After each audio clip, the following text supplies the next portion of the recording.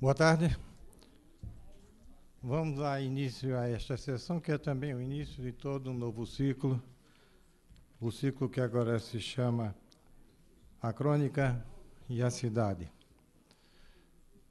Talvez não tenha sido mera coincidência que este ciclo tenha um título que, de alguma maneira, se reporta ao ciclo anterior, que era A Cidade na Ficção Brasileira.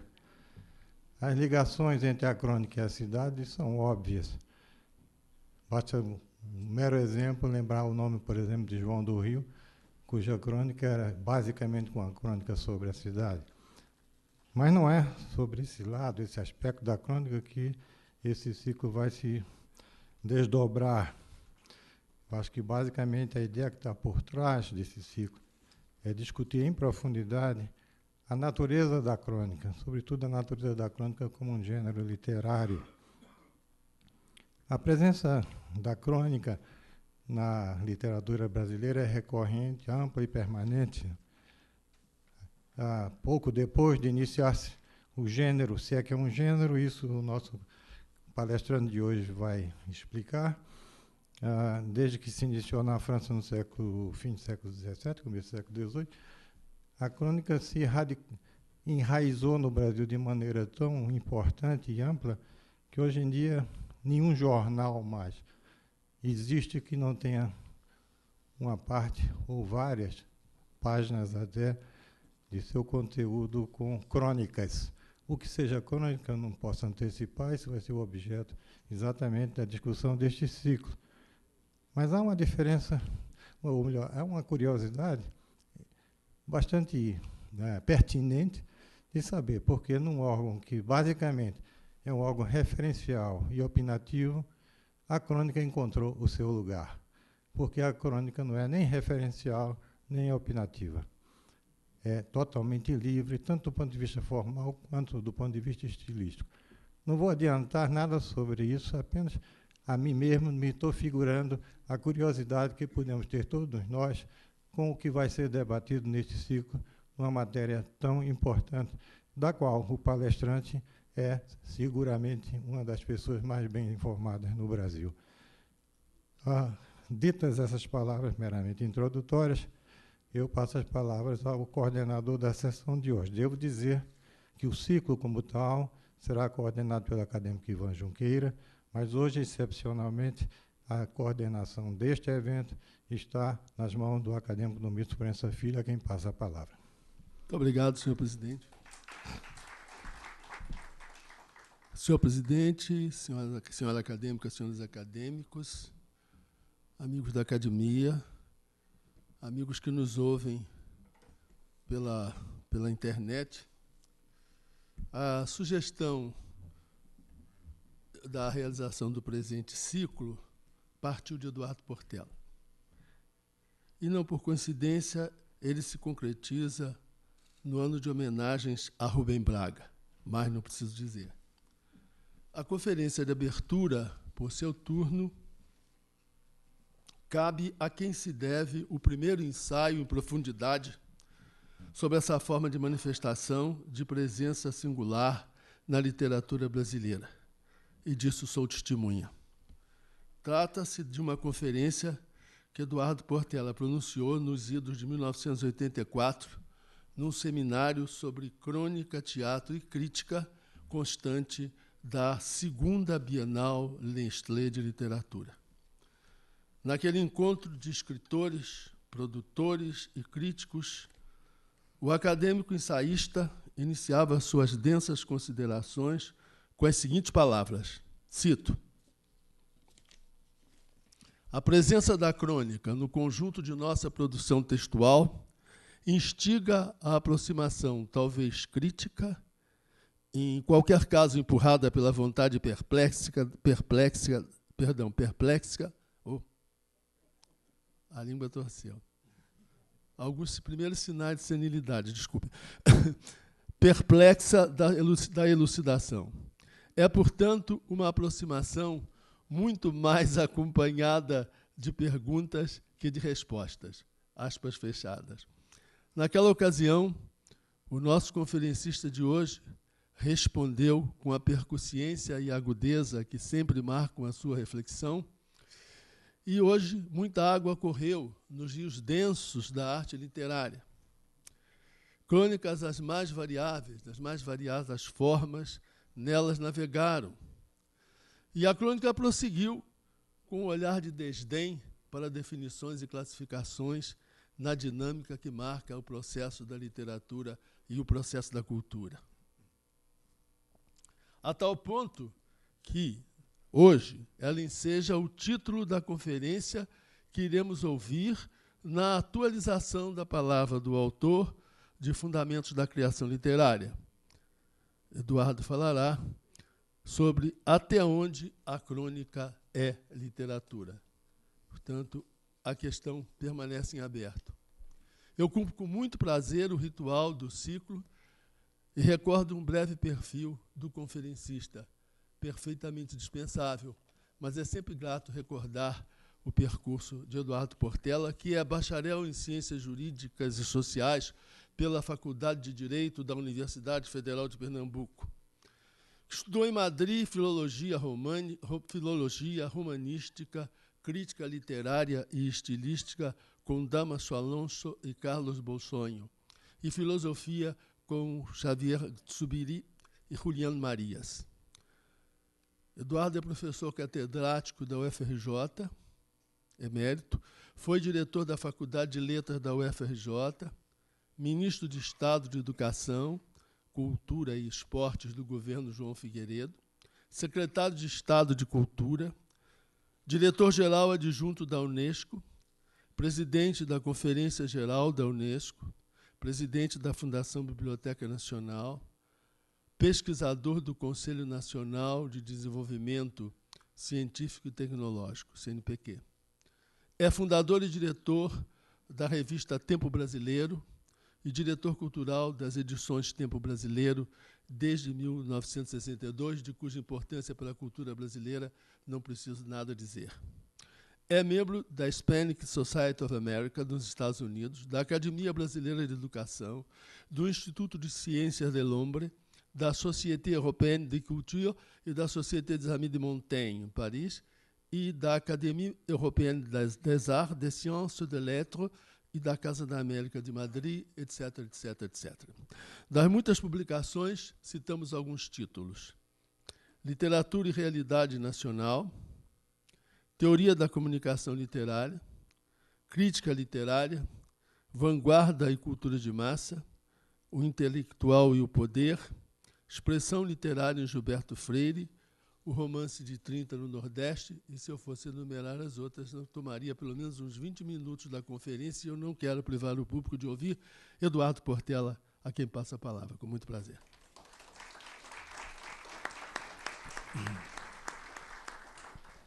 Senhor presidente, Geraldo Holanda Cavalcante, senhor coordenador, Domício Proença Filho, senhora acadêmica, ilustre e referencial Cleonice Berardinelli, meus confrades de academia, senhoras e senhores. Eu não sei se hoje é o dia ideal para se falar em cidade. Talvez pudesse eu falar mais especificamente de cidade sitiada. Mas, como nós já tínhamos uma programação anterior, vamos tentar dizer alguma coisa. Falar de cidade hoje é falar de um objeto não muito identificado, às vezes subestimados, que frequenta assiduamente a nossa imprensa desde tempos longínquos. Ela atende pelo nome de crônica. Nada a ver com seus antepassados lusitanos, mais sisudos e mais comemorativos. Não está muito distante a época em que a compreensão opulenta dos gêneros literários reservara para a crônica uma total indiferença, ou o que é mais grave, um papel puramente acidental, não raro, meramente complementar. Na cena maior da nossa literatura crônica, longe de ser protagonista, era coadjuvante ou extra. Isto se nós levarmos em conta as teorias literárias que são ministradas hoje no Brasil, nas universidades e outras instituições de ensino. Trabalham sobretudo com os gêneros plenos, redondos, o romance, o poema. E a crônica sempre foi considerada um gênero menor. O primo pobre dos gêneros literários. Mas essa incômoda localização foi ficando para trás. A crônica é um gênero breve, sem ser menor. Fundamental fazer a distinção entre o menor e o breve. Até porque o menor e o maior somente devem ser avaliados em função da densidade existencial contida na trama da linguagem. A crônica, por sua vez, nunca foi um gênero pronto, feito, acabado. Tem sido uma entidade se fazendo o tempo todo pelas ruas e curvas da cidade. Hoje talvez ela esteja um pouco bloqueada no seu trânsito pelas ruas e curvas da cidade. Dispõe de um perfil flexível, nem dogmático, nem canônico. Habita a tênue e inútil fronteira de realidade e ficção, sem abrir mão, evidentemente, do seu discernimento crítico, sobretudo quando se refere à voracidade urbana. Mesmo aí, em vez de se entregar à elegia, o canto fúnebre, ela prefere a tenacidade da reconstrução e com ela atravessa, quando é permitida, a cidade de ponta a ponta. A história da crônica brasileira, com o passar dos anos, foi afirmando-se como referência insubstituível. Ele surge no interior de uma encruzilhada cultural, aqui no Brasil, na divisa dos séculos XIX e XX. Machado de Assis sempre e primeiro, Lima Barreto, João do Rio. O meu confrade Ivan Junqueiro me chamou a atenção para a importância da crônica de Bilac e de Pompeia. A de Bilac eu não conheço. A de Pompeia passei a conhecer graças à edição que a Afrânio Coutinho fez das obras completas de Raul Pompeia. Até então, Pompeia era autor de um só livro, o Ateneu. Afrânio nos entregou 12 volumes. Aí estão as crônicas de Pompeia. É um trabalho que nós devemos ao pesquisador Afrânio Coutinho. Podemos falar também de Benjamin Constant, cronista esquecido, que guardou a memória da Belle Époque. Até chegar a Eneida, ou a Antônio Maria, o da Mesa de Pista. Antônio Maria tinha uma seção no Globo chamada Mesa de Pista. E, estranhamente, ele terminou morrendo numa mesa de pista. Merecem atenções especiais grandes escritores que não se furtaram ao fascínio da crônica. Manuel Bandeira, Álvaro Moreira, Carlos Drummond de Andrade, Raquel de Queiroz, José Lins do Rego, o da famosa conversa de lotação. Vinícius de Moraes e mesmo Clarice Lispector.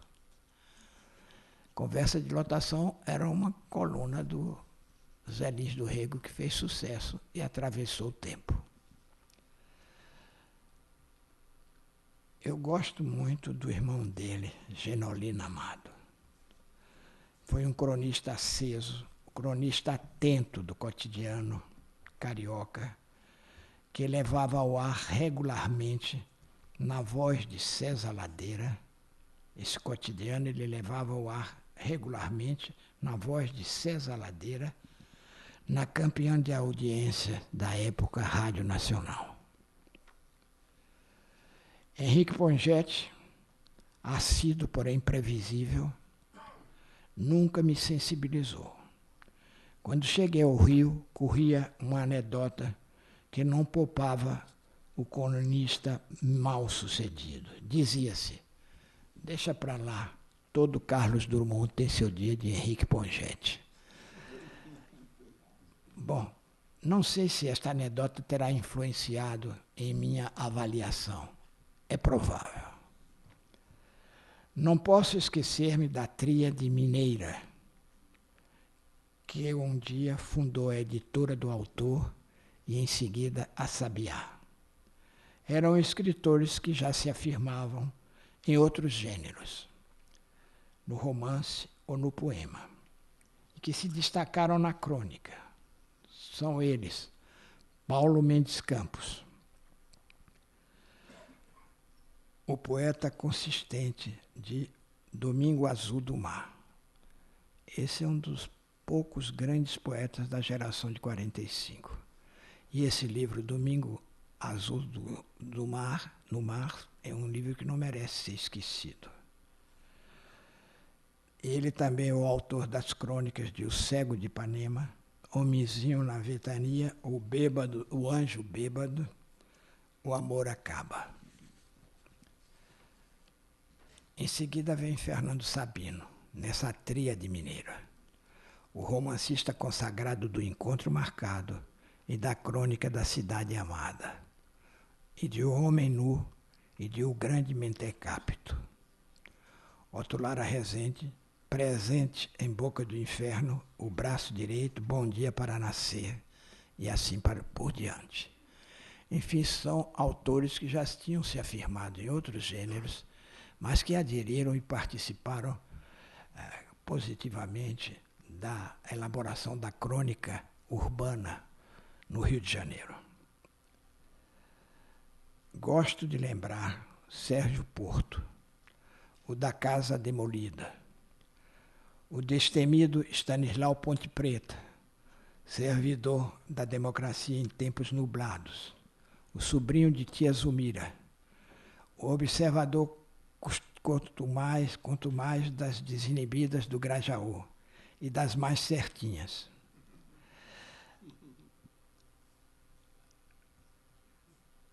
E de outras paisagens cariocas, claro.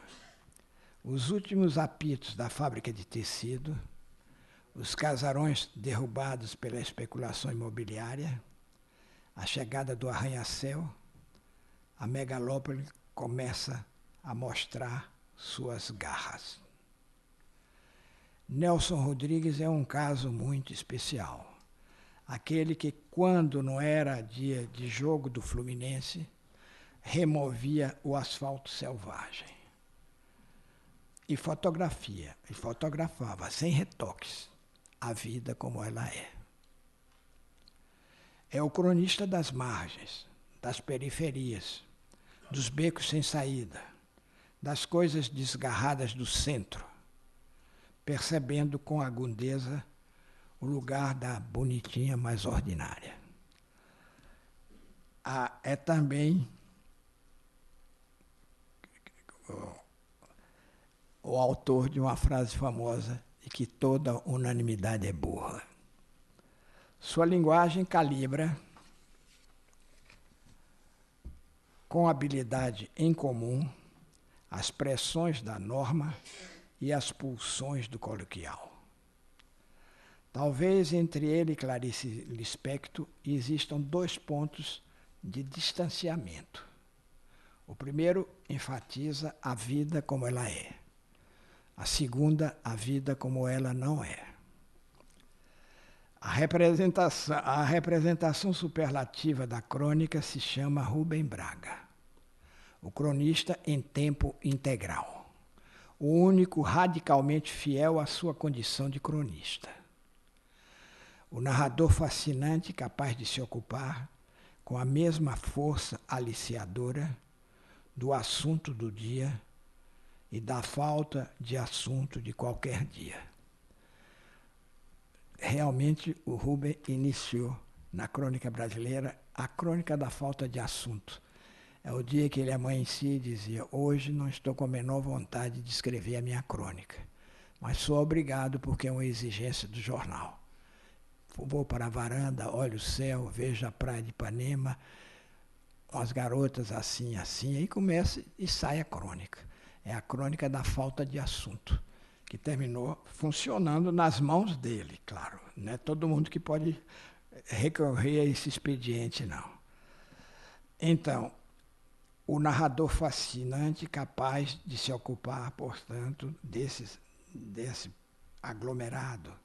Ele tem assegurado o autor de Ai de Ti, Copacabana, O Conde e o Passarinho, A Traição das Elegantes, O Verão e as Mulheres, Recado de Primavera. Ele tem assegurado, portanto, a sua presença na literatura brasileira contemporânea apenas ou sobretudo pela sua obra de cronista. Preferia não cultivar qualquer outro gênero e se entregar totalmente à sua opção intransferível. Quer dizer, é o único caso de alguém que se incorpora definitivamente à nossa literatura contemporânea sendo apenas ou sobretudo cronista. Ele não era o poeta famoso que resolveu fazer crônicas, não era o romancista famoso que cedeu ao apelo da crônica. Ele era exclusiva e dedicadamente cronista. E é a representação, no meu modesto entender, a representação maior da crônica brasileira contemporânea. Carlos Heitor Coni, romancista referência, articulista consagrado pela sua íntegra militância contra o ato e o fato, estende a sua narrativa plurifacetada pelo corpo e a alma da cidade, em registro simultaneamente pagão e religioso. Há uma coabitação no Coni desse dualismo, dessa tensão constitutiva entre o pagão e o religioso, investindo todo o seu vigor contra o arbítrio e a insensatez desumanos. Aí já nos encontramos diante do discurso político. E nessa área opera, com a sua palavra vertical e altiva, o poeta Ferreira Goulart, autor de uma crônica semanal na Folha de São Paulo. É aquele mesmo poeta que recentemente higienizou a nossa poesia com o seu poema sujo. A crônica de opinião atua sempre em faixa de alto risco, porque no jornalista político o predomínio da mensagem é tão absorvente que inabilita, de uma maneira geral, a exigência literária. E aqui convém deixar bem claro, não é o tema que decide a sorte da crônica. Não é o tema que decide a sorte da crônica. Daí a distinção nítida entre a poética do cronista e a retórica do parlamentar. O primeiro evita o uso burocrático da língua. O grande cronista não usa a língua burocraticamente. E o segundo expõe à visitação pública o exagero ou a estridência. É a retórica parlamentar.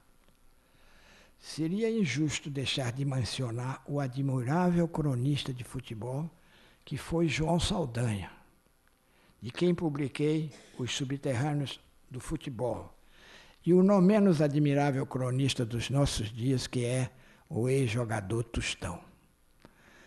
A crônica de Tostão não é uma crônica de um burocrata do texto, é de alguém tocado pela capacidade de produção da linguagem.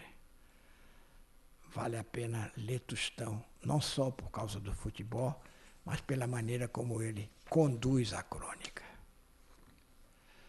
Voltamos diretamente à cidade pelas mãos de Clarice Lispector.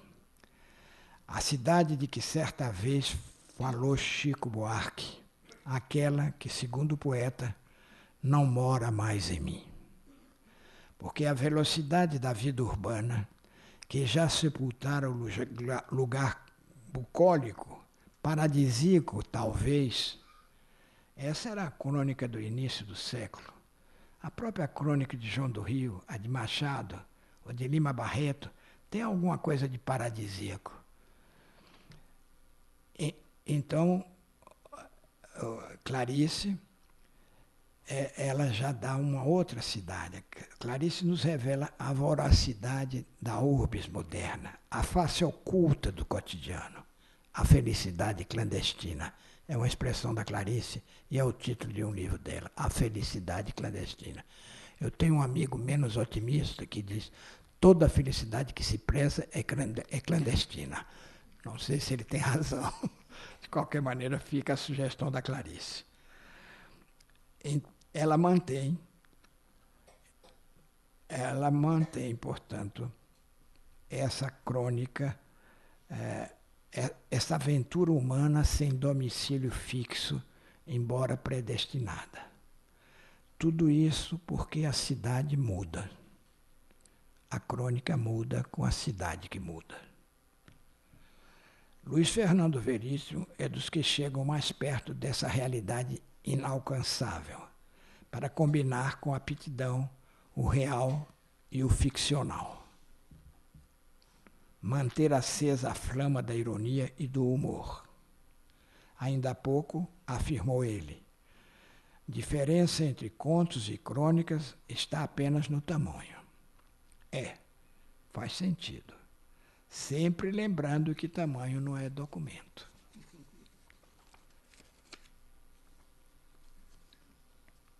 A literatura urbana, portanto, é quase monotemática, quando deixa que a violência se torne o seu personagem principal. O protagonista da violência, ou o protagonismo da violência, exorbita o desempenho, especialmente em uma metrópole como o Rio de Janeiro, que é uma síntese aberta. Então, dizer que o Rio de Janeiro é isso ou é aquilo, é dizer pouco do Rio, é não compreender a pluralidade estrutural do próprio Rio, o que eu chamaria uma síntese aberta. Não é, advirto os filósofos, não é uma síntese hegeliana, é uma síntese aberta. Bom, é claro que existem exceções qualificadas. Antônio Calado, Rubem Fonseca, Nelly da Pinhon, Antônio Torres. Além do mais, na relação cidade e violência, a segunda é a primeira, sobretudo a segunda é o efeito e a causa não é a cidade. Quem quiser ter mais esclarecimento sobre a relação dialética de cidade e violência, leia um dos livros da minha preferência, que é um livro admirável, de Bárbara Freytag, Cidade dos Homens se chama. Nos cronistas que antes mencionei, é evidente o vigor poético das diversas construções.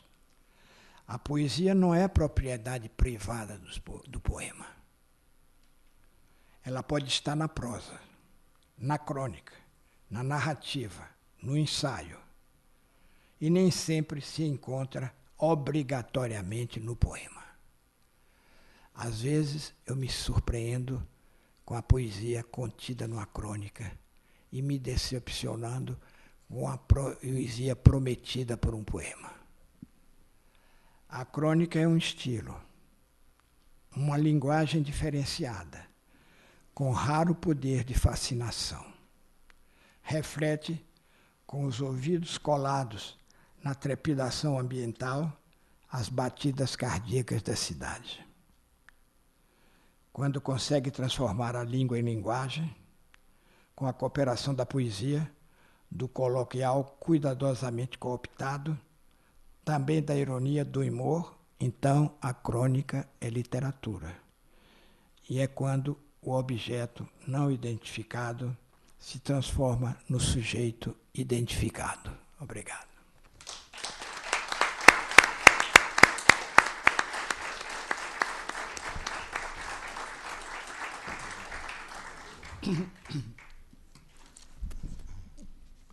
Não, eu não vou resumir a conferência de Eduardo Portela, mas não posso deixar de registrar o sorriso carregado de felicidade de Sérgio Paulo Rouanet diante da referência ao magistral livro de Bárbara Freitag Rouanet. Também não posso deixar de registrar a minha satisfação quando Eduardo resgata um cronista da ilha de Paquetá. Cada acadêmico tem a ilha que merece. Não vou, portanto, resumir o ensaio de Eduardo, marcado pela lucidez de sempre, como nós acabamos de ouvir, porque seria o apanágio da redundância. O apanágio da redundância diante da articulação precisa, da elegância do estilo, né, que caracteriza toda a sua manifestação, todos os seus discursos que são ensaios. Eu poderia me limitar aqui aos agradecimentos efusivos da academia, o que eventualmente frustraria alguns, poucos, mas seguramente agradaria a muitos. Como quer que seja-me permitido, por mobilizadores da nossa reflexão, 2 lembretes de menor valia, motivados por sua fala instauradora. É uma forma que eu encontro de justificar, afinal de contas, a coordenação desta mesa. O primeiro é uma lembrança do juízo de Machado de Assis, no tempo em que a crônica se chamava folhetim. Leio. O folhetim nasceu do jornal. O folhetinista, por consequência, do jornalista. Esta última afinidade é que desenha as saliências fisionômicas da moderna criação. Machado não estava esperando que surgisse Rubem Braga. O folhetinista é a fusão admirável do útil e do fútil, o parto curioso e singular do sério, consociado ao frívolo. Estes 2 elementos, arredados como polos, heterogêneos como água e fogo, casam-se perfeitamente na organização do novo animal. Efeito estranho é este, assim produzido pela afinidade assinalada entre o jornalista e o folhetinista. O folhetinista, na sociedade, ocupa o lugar do colibri na esfera vegetal. Solta, esvoaça, brinca, tremula, paira e espaneja-se sobre os caules suculentos, sobre todas as seivas vigorosas. Todo mundo lhe pertence, até mesmo a política. Eu fico me perguntando, sobretudo depois do que disse Eduardo, até que ponto o texto machadiano mantém a atualidade. O segundo lembrete é o reforço de uma convicção, corroborada pela fala do nosso conferencista. O que singulariza a crônica como forma literária não é o assunto, não é o fato que a origina, não são os comentários do autor sobre a realidade cotidiana, próxima ou distante, sempre a partir de um olhar atualizado que privilegia o fragmento. O que a torna literariamente singular e representativa é o trabalho na linguagem que a caracteriza. O elemento complicador é justamente a caracterização dessa linguagem. E ela acabou de ser iluminada pela palavra clarificadora de Eduardo Portela. Muito obrigado, Eduardo. A Academia, mais uma vez, agradece o privilégio de sua lição de altos saberes.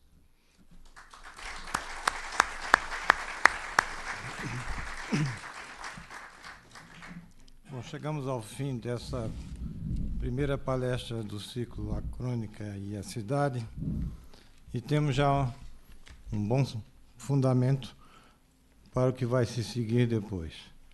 Relembro rapidamente que as próximas conferências serão a Crônica Selo de Minas Gerais, que terá como conferencista Humberto Werneck, a Crônica Um Gênero Democrático, que terá como conferencista Zueni Ventura, e a Crônica como Gênero da Ágora Brasileira, que terá como conferencista João César de Castro Rocha.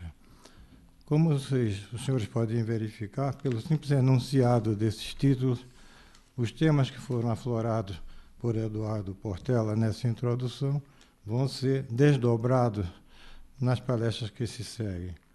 A relação entre a crônica e a cidade será o tema que estará por trás da palestra de Humberto Werneck, e as considerações sobre a crônica como gênero literário, ou até como gênero jornalístico, como alguns a consideram, estão a cargo das demais palestras sobre a crônica como gênero democrático e a crônica como gênero da Ágora Brasileira.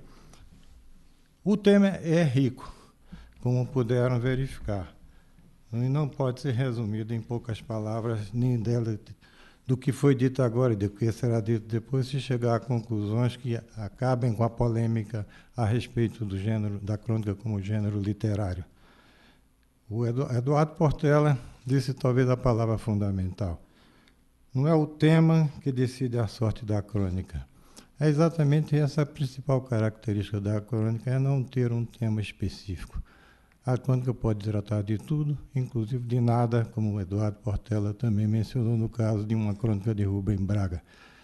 Ela tem um estilo próprio, mas não é também o estilo que caracteriza a crônica. O problema, eu acho que a característica principal da crônica é ser extremamente pessoal. É a característica personalística da Cama. A Cama é o cronista, mais do que qualquer outra coisa.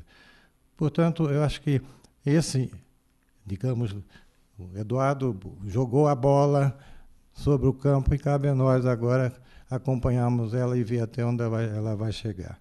Eu queria agradecer a Eduardo Portela por essas palavras que já nos fazem pensar, já nos fazem refletir e antecipar o que vem depois. A coordenação do acadêmico Adomício Proença Rosa, a presença dos acadêmicos aqui e de todo o público que nesse dia tão perturbado na nossa cidade, pôde chegar até nós. A próxima conferência, como já mencionei, será a Crônica Selo de Minas Gerais, no dia 8 de outubro. E o próximo evento a ser anunciado também é no dia 3 de outubro, próxima quinta-feira, às 18 horas, na série Música de Câmara, na ABL, um trio cuja composição é bem pouco usual, um trio que terá Fanny Solter ao piano, Luiz Carlos Juste no oboe e Aloysio Fagerland no fagote. Estão todos convidados para esses eventos e encerrada está essa sessão. Muito obrigado.